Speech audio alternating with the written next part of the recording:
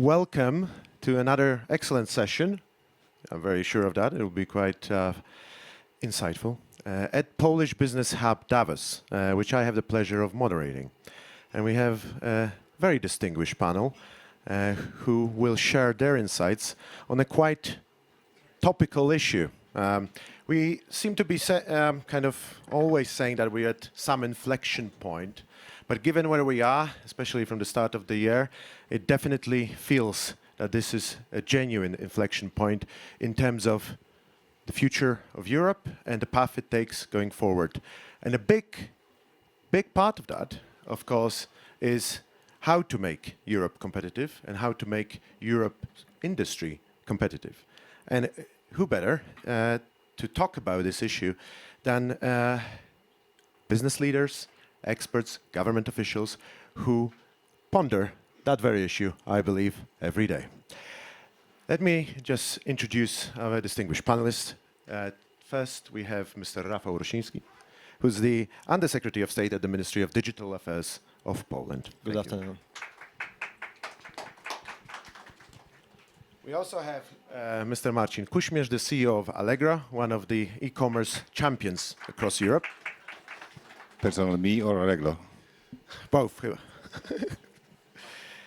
Mr. Jan Ruzicka, who's the Chief External Affairs Officer of PPF Group, another Central European, but also pan-European champion, and the largest shareholder in Impost, which we also great to have here at PPF Group.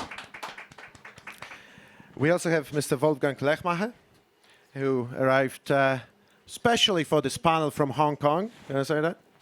Who's the supply chain and technology strategist and a former head of supply chain and transport at World Economic Forum.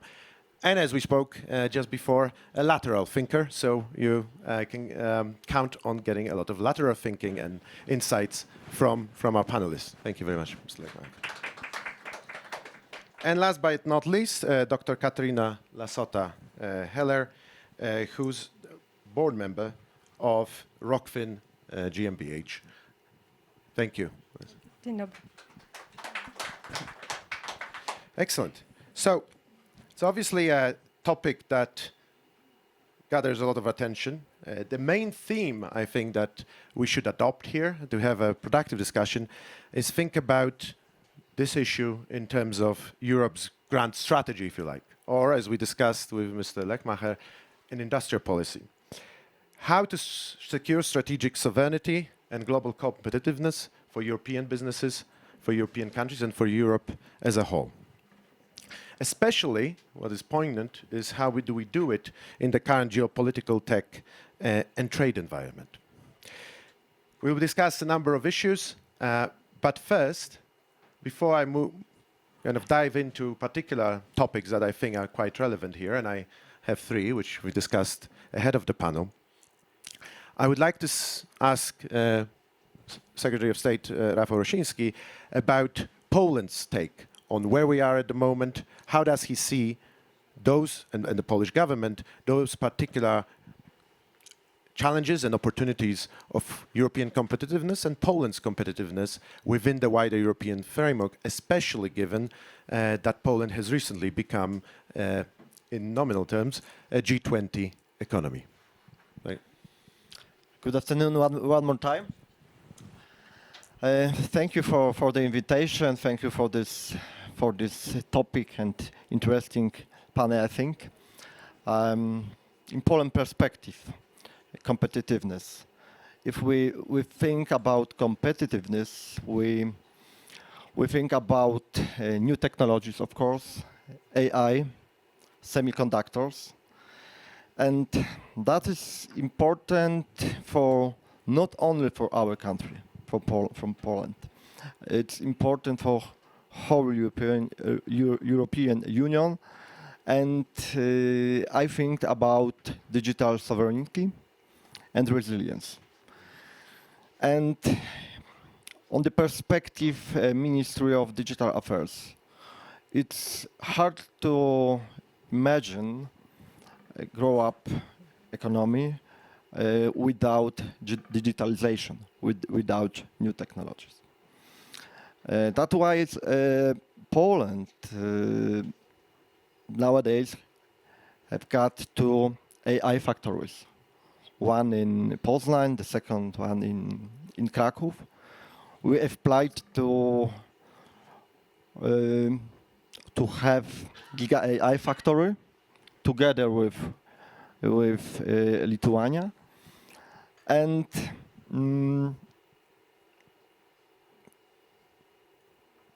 produce also strategic products, and to have like it's also crucial point for whole European Union, like semiconductor. It's the if I mentioned about it's the crucial point to digital sovereignty. Of course, if we think about competitiveness, we should see also cooperation between public sector and private sector, especially business, academia, NGOs, and we built also in our ministry such platform. We've got GovTech Poland initiative. That is a platform which connected this whole element.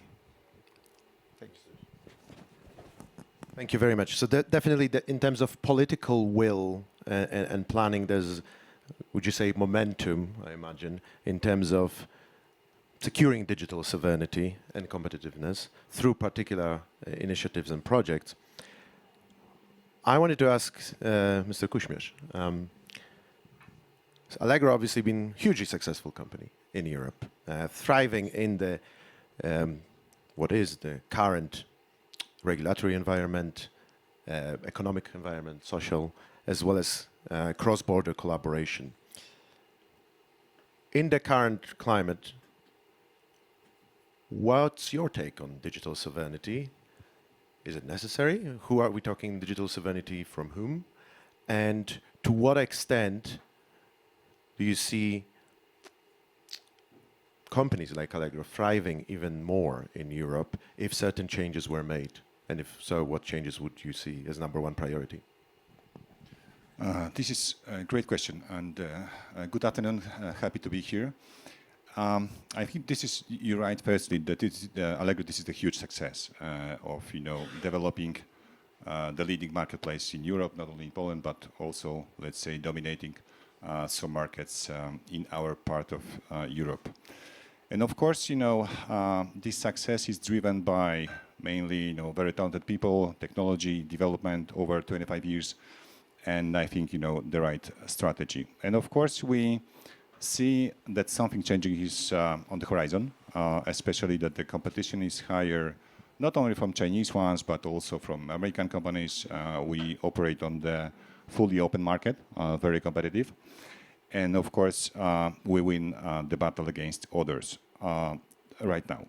And of course, something supporting us potentially is to maybe invest more, not only on our side, but also in Europe in technology, because I can say that every single European company is fully addicted by American technologies, or maybe in the future by the Chinese ones.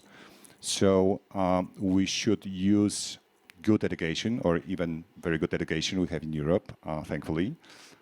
We should think how to build some new partnerships just to be stronger, just to operate on the bigger scale, and just to improve that we can be even more competitive. I think we shouldn't rely on the current supply chain because again, this is another example of addiction, mainly from Asian companies.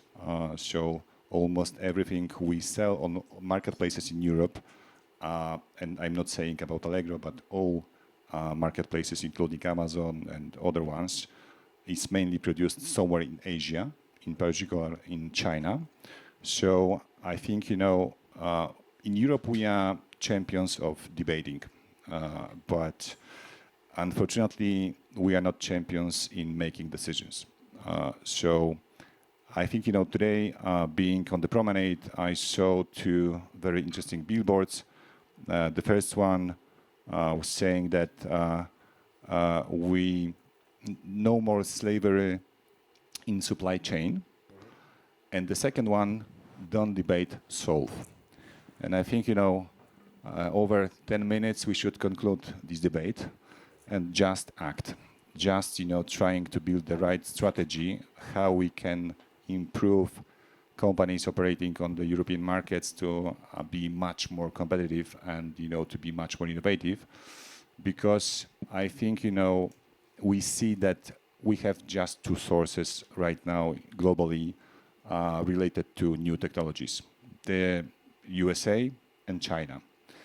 And I think that having AI or opening the AI era, we will be even more addicted because there is no more companies outside the US or China being matured and being well developed and promoting some new fresh stuff related to this technology. So if we want to win the market in the future, we should rely on ourselves, stop debating, maybe not right now, but thinking about the future, being much more brave than in the past. And I think, building some capital based on European companies, and for sure to increase some risk appetite, because we are in Europe quite traditional and sometimes too conservative and, acting too slow. Excellent. I think we can already kind of signpost three themes that are coming through this discussion that we'll use as a framework going forward. So the one is the internal market conditions within the European Union, whether we already have a level playing field. The second one is, which you already alluded to, the technical prowess that is actually made in Europe and the resilient supply chains, and we have a fantastic experts on exactly that subject. And obviously AI, which we cannot avoid, always part of the discussion.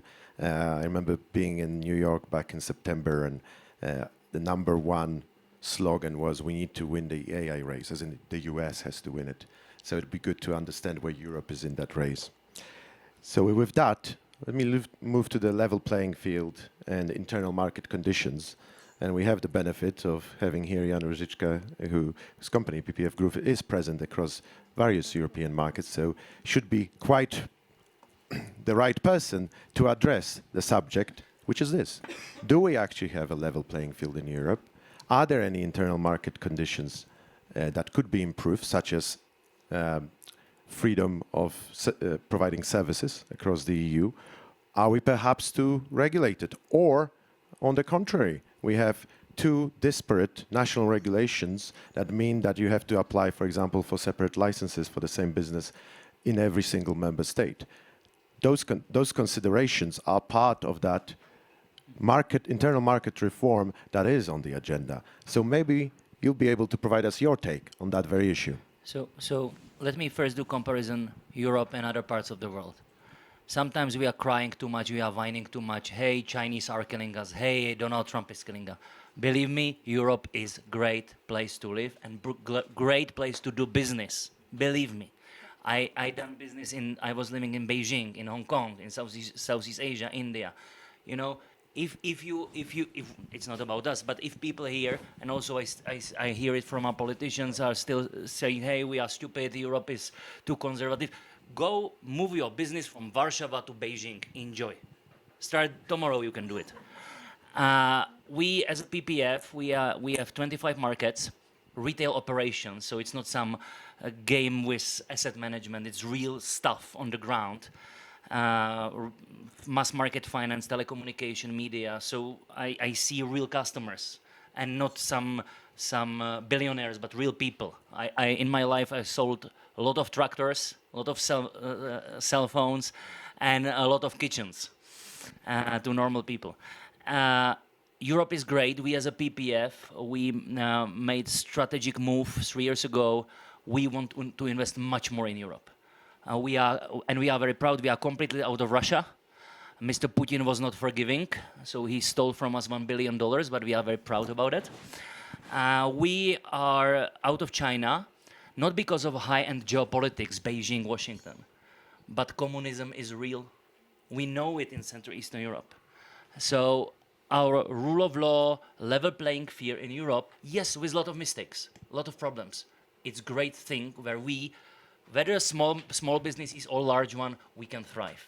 So we made a move. We very amicably and happily we sold ASEAN to our friends from Tokyo. We just sold Kazakhstan to locals, and we are investing much more in Europe. In Poland, in Germany, in Southeast Europe. We are very, very happy in Poland. And also, I know that you don't see it as a Polish people and businesses because there is so much sort of like fight between left and right.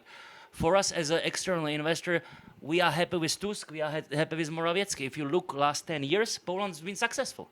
It's a great place to do business. So we definitely look on some other opportunities. And now, where I see also internal, what I'm saying to politicians, internal, let's stop crying. And we in Czech Republic, we have sort of like, we have a malady, we have a disease that sometimes we are crying about bad Brussels. Bad Brussels is going against us. And again, if you look Poland 10 years ago and now, Croatia, you know, Polish people like Czech people, it's our protectorate in summer. 10 years ago, not even the European Union, Schengen, Eurozone, well-used funds. It's not cheap holidays anymore in Croatia. And it works. So again, small country like Croatia, successful. Large country like Poland, successful. It's really about doing our homework. And this is where I see sort of like amitié that we shall support of Central European and Eastern economies. Because if there is something we shall do all together to kick Ursula, kick Brussels, to finish the single market. We don't have a single market. We have more than 1,000 barriers among us, services, products, capital. Second thing, if time permits, because, you know, politicians, you know, they need to focus on one thing, but if single market will be really finalized. Second thing, what we need in Central Europe is capital union. We need something else for financing our startups and scale-ups than private debt or private equity. This is what we are missing. And then, again, we are crying that first startups go to UK and then they will go to US. But we don't have this capability. So I think these two things I would love to see, or three. Stop crying, life is great, single market, and capital union. Thank you very much. We'll go to the supply chains in a second, but I wanted to touch upon the last point you made, because whenever I have a conversation with investors as well as startup owners about the difference between the US and Europe, they always say, oh, the capital in Europe is risk averse. They don't want to take a bet on a particular, what could be a transformative technology. So in a sense, what we also need to change in Europe, I'm not crying, is a mindset of deploying capital in particular risky technologies that could yield results further down the line, but do not provide easy source of revenue in the short term. Yeah, but currently, what do we have on the market?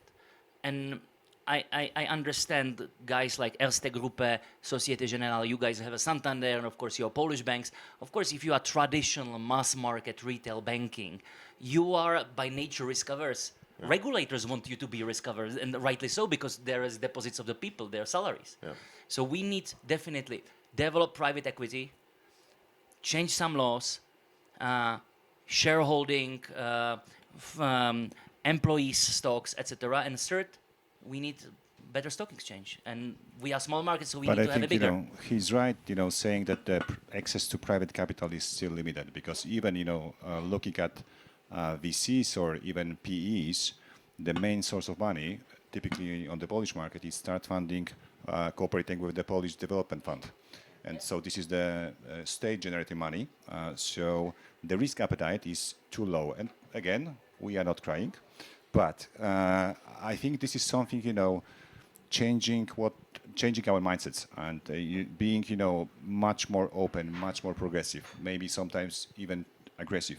But I know the crucial point from my side is that, dependence on related mainly to the technology from China and the US is increasing year over year. And every single company relied on that technology. Absolutely. So maybe staying with that theme, Dr. Katharina, your take in terms of the investment trends that you see in Europe and how capital is deployed and where does majority of the money go. What would your take be in terms of changes that are needed to make Europe more successful, be it in the AI race or be it in the competitiveness scenario across the world? Many areas, but I totally agree with you, and I really thank you for the statement, because it was important to say today and this year in Davos. Maybe before I answer the question, I want to tell you how interconnected is the whole world, and even with all of you sitting here on the panel, we have something in common.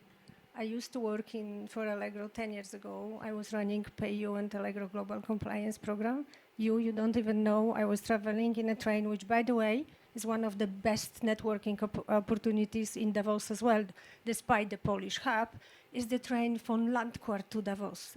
Super networking opportunity. But coming back, I was traveling with Minister Boni and my friend from Siemens, and we were really convinced him to create Ministry of Digital Affairs. So we have something in common. We have something in common because company which I represent today, Rockfin, is a sister company to you. That's the last investment of Rafał Rosiński. Yes, it is. 1,400 employees with 8 sites, companies in the US, Switzerland, and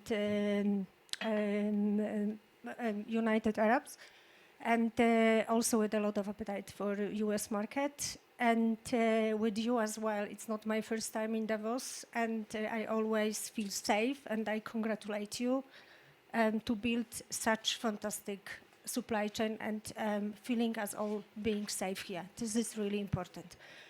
Now, my background is legal and regulation, and I will talk a little bit from this perspective and just also connecting to you. We all cry, this is fragmented, it's so difficult to invest. Well, it is a challenge, but still it's the best place, in my opinion, to live. And the problem in Europe is not regulation, it's just the moment of regulation, because when Brussels is starting regulating, it's always too late, because the big ones are already here, and when we start regulate, we just only harm the small ones, basically. So Facebook and Co, they're already there. Now, making the segue to the capital markets, let's go to Ireland and compare Poland, what is happening. When Brussels is regulating, Ireland already knows how and which industry to support. Poland is still thinking, and to certain directives and regulations like this MiCA, which has been discussed for years, nothing has happened. But it could have. We could have AI already in place. We could have a lot of substances. Coming back what you said, we have this passporting system within European Union. So if Poland was the first address for third country, I don't want to sound it negatively, place when they can set up their European substance and passport their capital and financial activities, we could have much more already. So now trying to interconnect the whole world and representing industry, which is really in supply chain. Rockfin is the trusted industry partner in producing semiconductors, compressors, cooling system, components for nuclear energy, and everything what is needed for the industry to have this big slogan AI. And this is where I see at the moment where capital is going. And I myself, I started investing by the end of August in semiconductor, microchips, cooling system, and guess what? It's 35% growth in my portfolio. I only a bit worry. I'm not very happy that I didn't invest more, basically. So I think what we need to create is just simply more ecosystem-oriented possibilities and opportunities to invest. And obviously there are specialized investment funds, but we need to look on the ecosystem globally that it will be self-sufficient, because AI cannot really invest in somewhere in a vacuum. Everything else is needed, and this will be my take here. Understood. Well, thank you very much. I suggest we kind of stick with now with the second theme, which is supply chains. And we have an expert on that because we are talking about digital sovereignty, digital tools, regulation. But when some of us were yesterday at the event organized by our partners from Finland, and there was a representative of one company saying that what Europe actually needs desperately is physical infrastructure. And that's where part of the investment that is required in order to connect European countries, not only through a level playing field, and not only through various legislative regulatory solutions, but also physically. And then therein lies the question about what resilient supply chains really mean in the context of Europe. Who are we too dependent on at the moment? Where do we need to go? And which, if you look at priorities, and we always have, it's always a dilemma, choosing in an economic system, choosing between different forces. Where should we really invest, be it in physical infrastructure or in supply chains, to help Europe really win the next chapter in competitive commerce, industry, as well as trade? I could write a book about this, right? First, what are supply chains? Let's say supply chains are, in fact, I say the economy is a supply chain because the economy was built to deliver what we need, and that's exactly what a supply chain does. So when we go one level lower, I now define supply chain, or let's go back. First, we talked about goods. Then we talked about goods and data. And data is not really solved. So although it's out there for a long time, the data flow is not really solved. Then we talked about money. People realize that there is a money flow.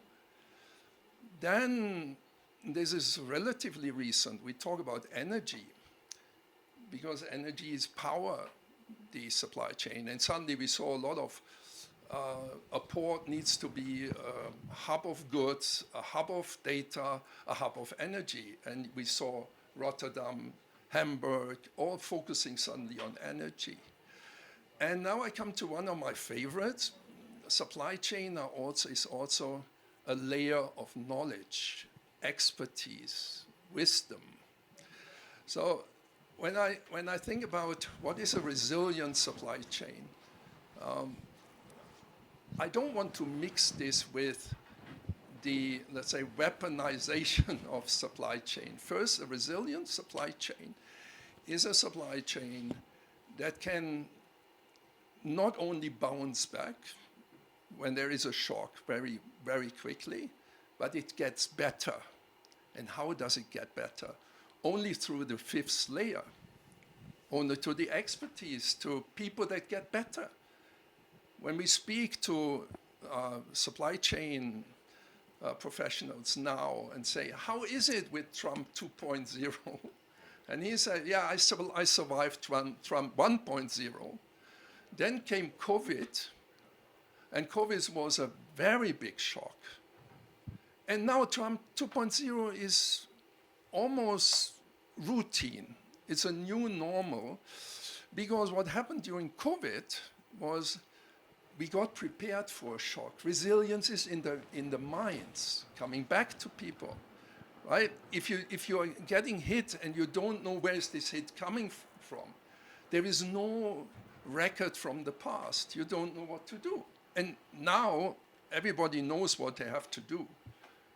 It's of course much, much better, and this is also what they learned during COVID, to have a digital twin.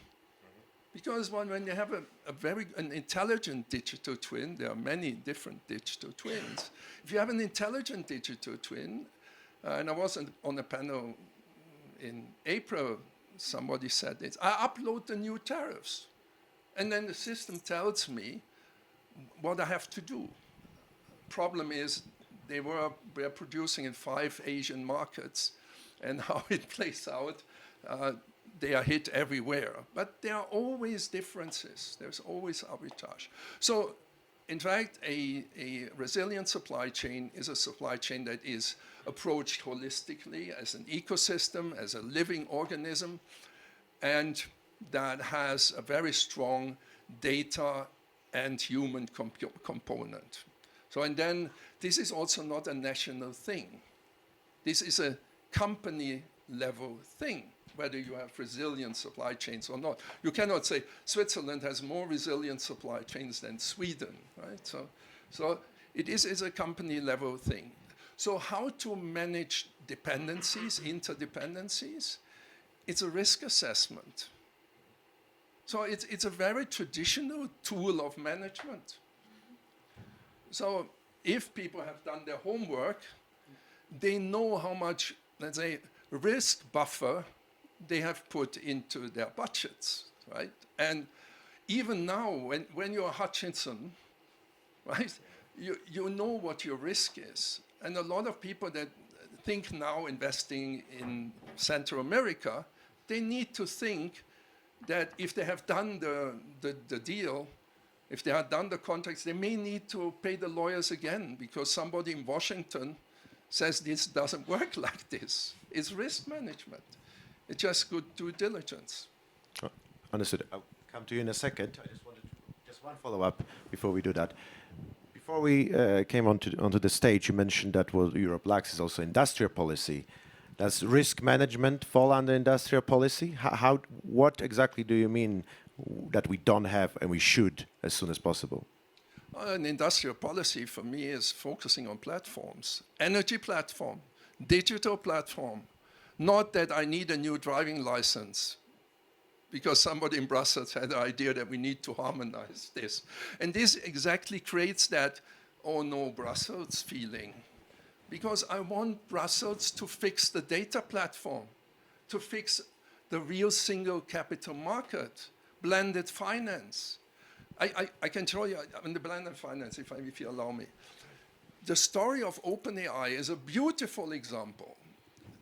In fact, the Europeans did most of the research. The Polish ones, at least 2 Polish researchers behind the project. Yeah. So we had the brain, we had the idea, we had the brain, but we didn't have the money. There were multiple people. 2 were Sam Altman, the other was called Elon Musk, still with us. And they mobilized, with the help of Peter Thiel, $1 billion to start to commercialize what we have developed. Then came Microsoft, put another 13 billion on the table. Think about this.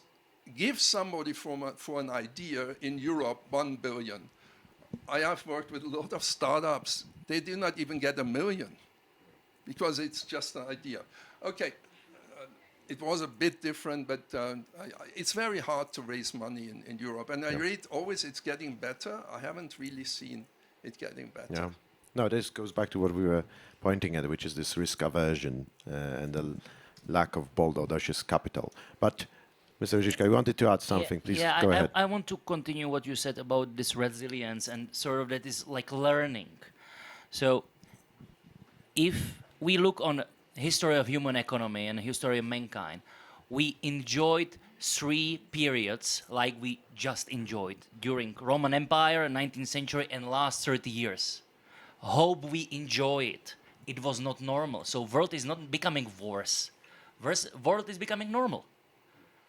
Conflict, friends and foes, this is normal. And we need to become more resilient. And I think the last sort of like song of the previous era for me is Draghi report. Draghi report is not bad, but there is one big flaw. It's everything. How to please employers, how to please employees, how to please trade unions, how to be geopolitically relevant, how to have a great defense, how to save penguins in Antarctica, and climate change and everything. And for me, whether we are talking about companies, countries, or our union, it's a family. It's family budgeting. And we are mother and father, we have salaries and we have needs. And yes, we would love to buy Ferrari. but we just don't have the money for it. And I think that the big wake up now is that if we want to have a more resilient supply chains, it will cost more. Because it's much more efficient to have a global economy, but then you might be having problems with ibuprofen. In Czech Republic, we like ibuprofen. There are only 3 locations in the world where you can make it. Guangdong province in China, Hyderabad, India, and Tel Aviv, Israel, because our Jewish friends are smart. Meaning resilient supply chains, it will cost money and politicians shall tell it to the people. Second, if we want to have a defense, we need to take money for it. If we want to have a startups, we need to have money for it. And then, yes, we won't have money for something else, like in this anecdote about Ferrari. So, and I think that Poland is a great example about it. You know, nobody would think in the world, when thinking about Poland, Poland has a great army. Now, everybody believes that. There are not enough Abrams tanks in the world to get to Poland. So, and you change it overnight. 10 years ago, we laughed at your highways. Poland, yeah, no, I don't want to go to Poland by car. It's tragic. Now it's different. So it's possible, but it needs to have a big change, and resilience is kicking us. Thank you Let's very much. remember that this is partly driven by the rising public debt. So this is something what should be solved in the future. Because I think, you know, in Europe, the problem we've struggled with is maybe sometimes too high quality of living and working, limiting our competition against others. Because, you know, comparing what we do or what we achieved in the past, of course, it was great. But last couple of years, and again, not crying, I think there is no many things to be proud against Chinese companies or the American ones. Of course, you know, in some segments of the market, we are still very strong, and we should accelerate this growth just to conquer some new markets. But again, you know, my point of view is that sometimes we are risk averse, but with, again, too conservative. So, Secretary Rosiński. I would like to add something about this risk management. It's very important also if we see, of course, state management countries. For us, for our ministry, of course, also, it's very important, it's critical infrastructure. And we cannot imagine do business if we have big threats with cyber attacks on critical infrastructure like energy, pipe water, etc. That is very important. That is our task. How to protect business, yes, and that's the point also. I want to add really to it, because it is what you're saying. What you're saying is like music for my ears, basically. One thing, OpenAI and the other biggest companies, they have been established in the US through different reasons. One is capital, is not fragmented market. China, because whoever says something, Beijing, everybody else is doing. It will be very difficult to catch up with this. But what Europe really has, is everything what is needed for this critical infrastructure. Excellent engineering, excellent. Great tradition of semiconductor compressor engineering work, really. Also in Poland, let's take just Rockfin as an example. There are many other companies. And I think this is where, at the moment, we should invest, because, as you said, Ferrari difficult, but let's prioritize what is important and make the others dependent on this critical infrastructure. I'm not sure when Trump will end up on Greenland, maybe tomorrow, maybe in 1 week time.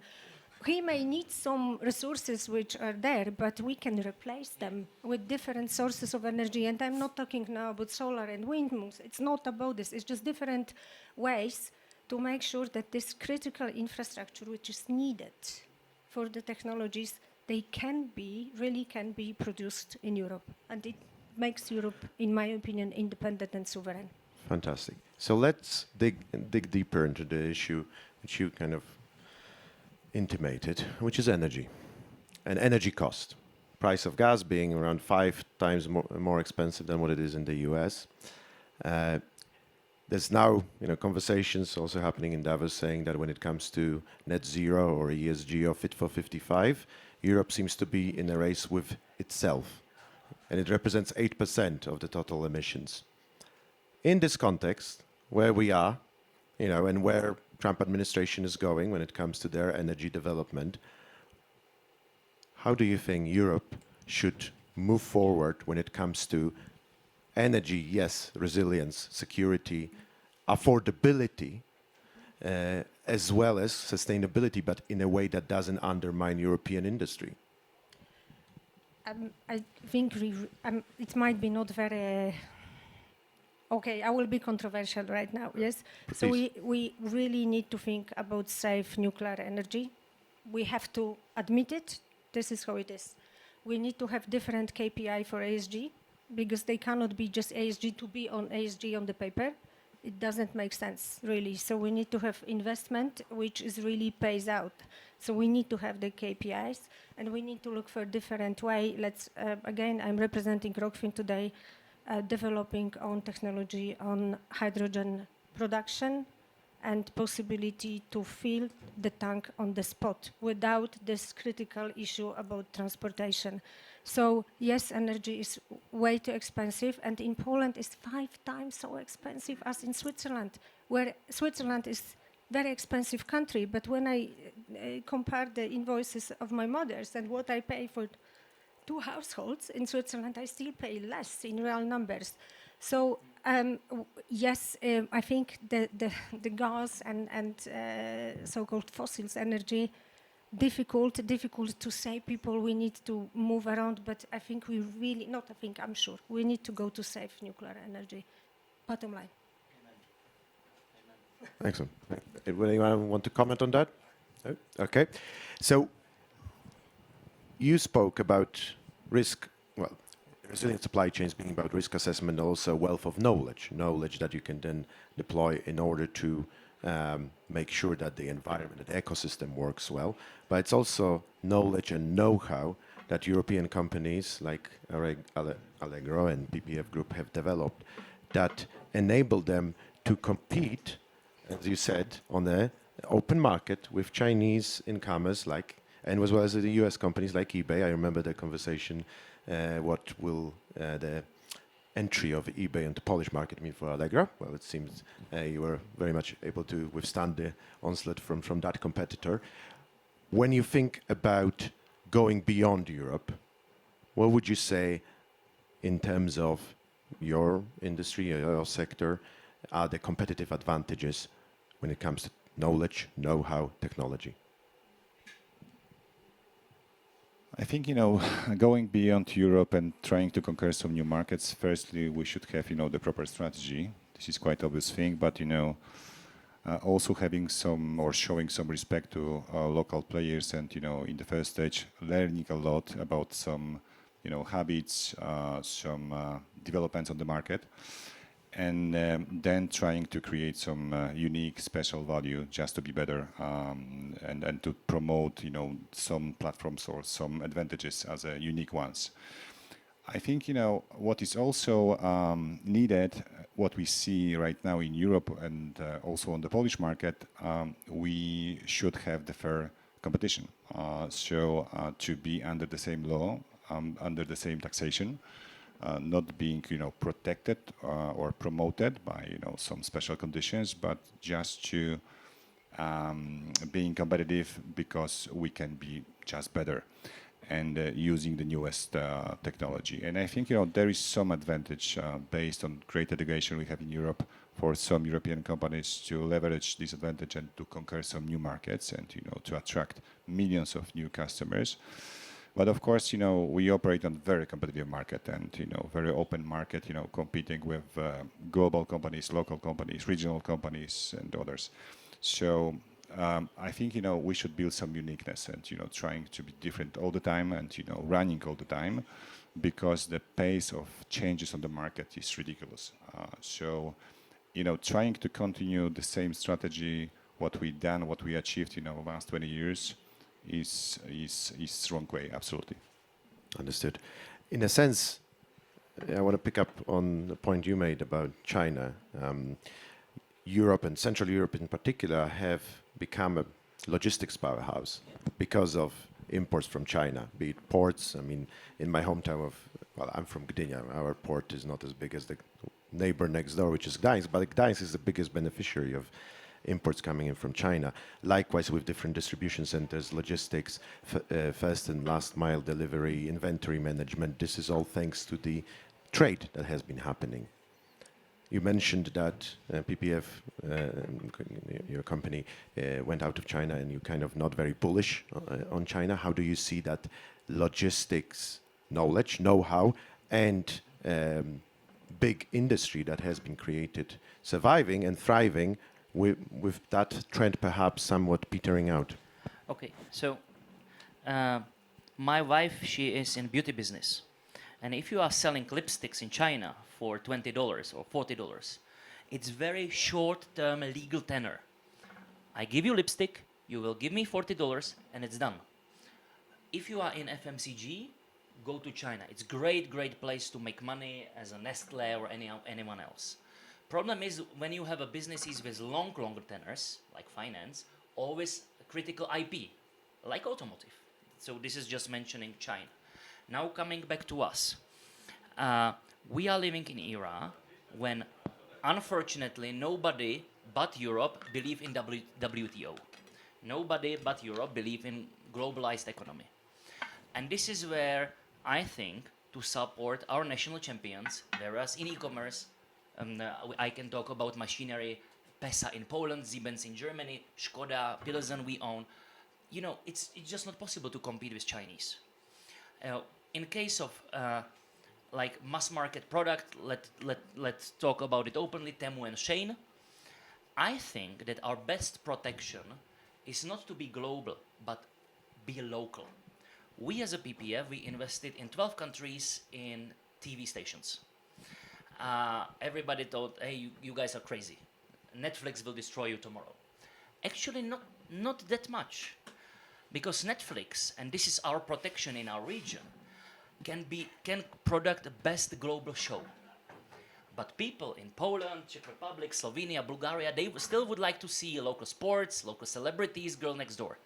If you create good product, and I see it in groceries, you have your grocery needs, your customer wants your Polish product, the same in Czech Republic, the same in Slovakia. So I strongly believe that in here, positive economic micronationalism is good. And we need to listen to our local customers. And then on European level, we need to push forward level playing field. Everybody talks about DMA, DSA. This is concerning to our companies because Allegro, we own Heureka as a big comparator. And we have our friends from Idealo from Germany. Everybody talks, hey, this is about freedom of speech in America. And this is about European. No, it's about monopolistic power. In every country, Poland included, if you go above 40% market concentration, government will go after you, rightly so. But here we have a monopolist that, whereas they are from America or whereas they are from China, basically they are enjoying the power against our companies. For me, it's that simple. And here I think, again, we as a countries from our Central Eastern Bloc that are dependent on export and level playing field, we shall push the European Union to protect us with very simple matters. I don't need this kind of DMA, DSA regulation. It's monopoly. If you are monopoly, we will go after you. Like if we would go in US, if Allegro would go after Google in US, you will see. The same if you go after Temu in China. So for me, it's simple. Be as local as possible on your local markets, understand your local customers.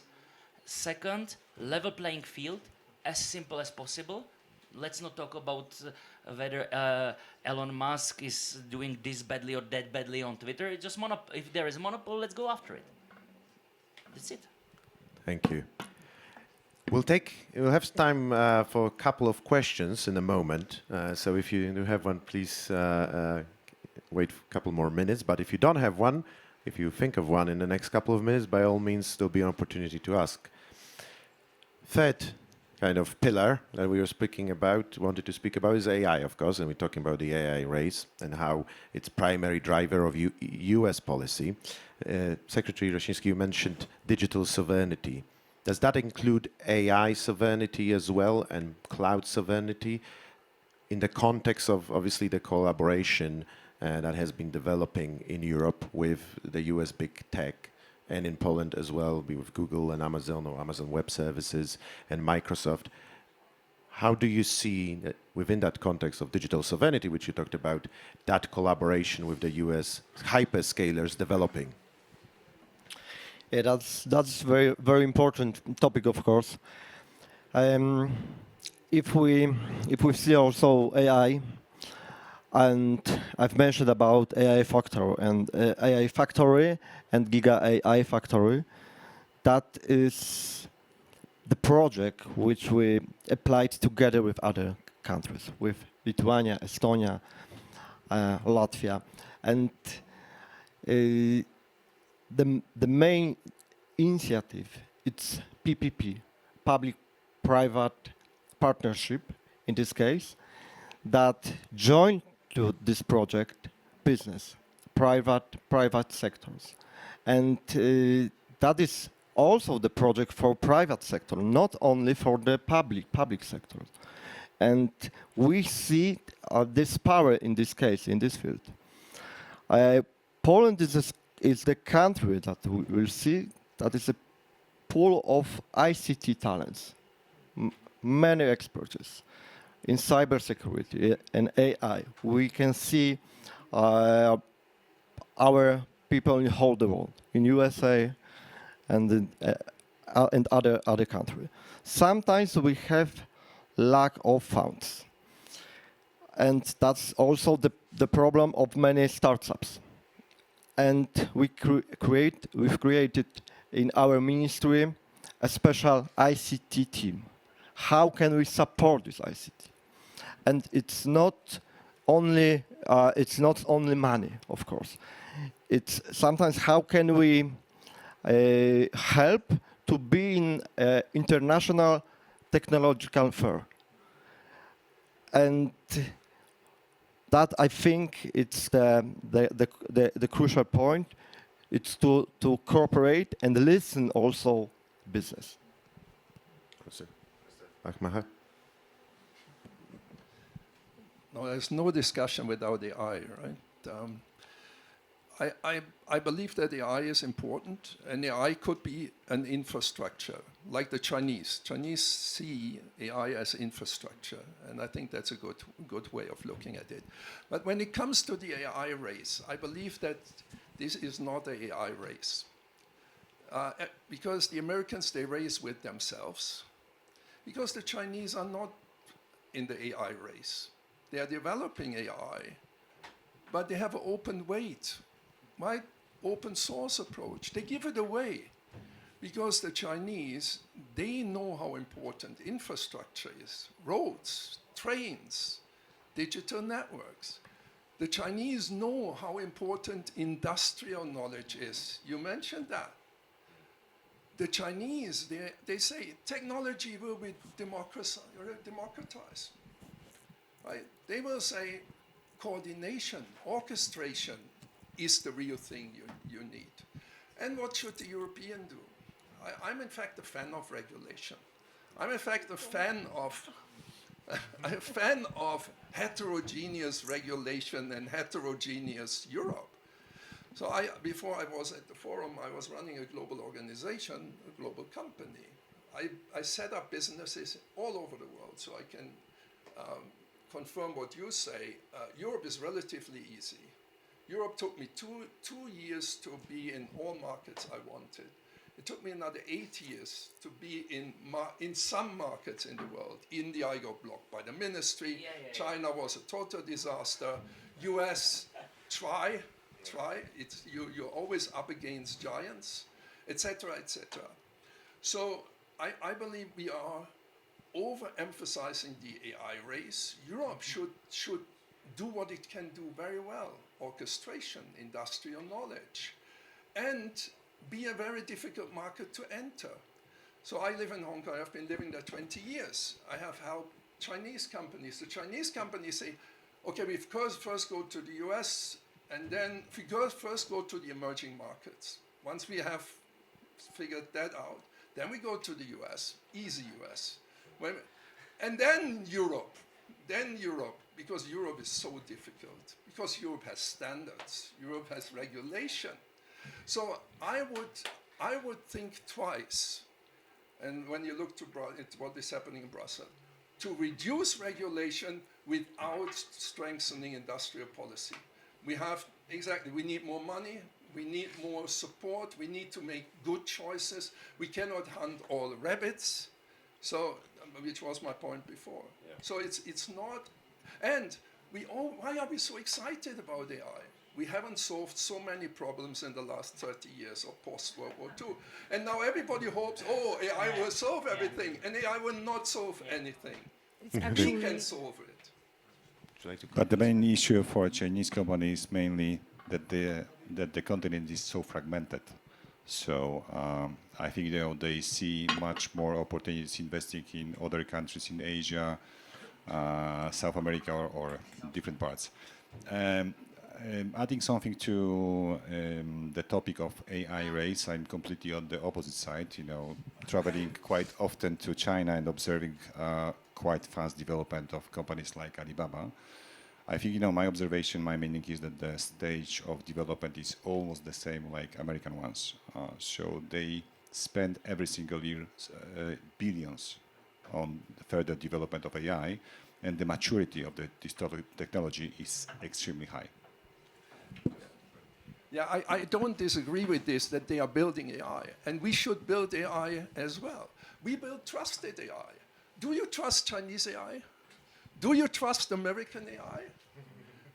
And that brings us back to a very different debate, where you are full on the right track. But the issue is that, saying something about, cloud technology, cloud computing, or AI, is that comparing, especially costs from Chinese vendors and American ones, sometimes you see that, the Chinese technology is like, 50, 60% cheaper. And, I'm afraid that, in the future, some companies, they will decide to go with Chinese technology because of costs. And I agree with this. And it's never plain vanilla. We look always for one answer. So if you have critical infrastructure, which AI would you buy? European AI, American AI, or Chinese AI? If you need very cheap solutions, then buy low risk area, risk management. Then you can buy Chinese AI. So it's never a very simple, straightforward answer. Just very quickly, because I did promise we have questions. Quick one. Yeah. Well, I see the Swiss spirit behind it, that we don't go for the cheapest one, we go for the best ones. And I think that's the way for Europe to go forward, because what you're saying is exactly right. I think we all keep forgetting that European market is defragmented and difficult, but we have a great consumers who buy expensive things. So what you were saying, make the regulations entry high for the country outside of European Union, but what we're doing a bit too late, we complicating lives of the smaller companies, because the regulation is always too late. That's all. Thank you. We're almost out of time. Any questions from the audience? I think we can take definitely one.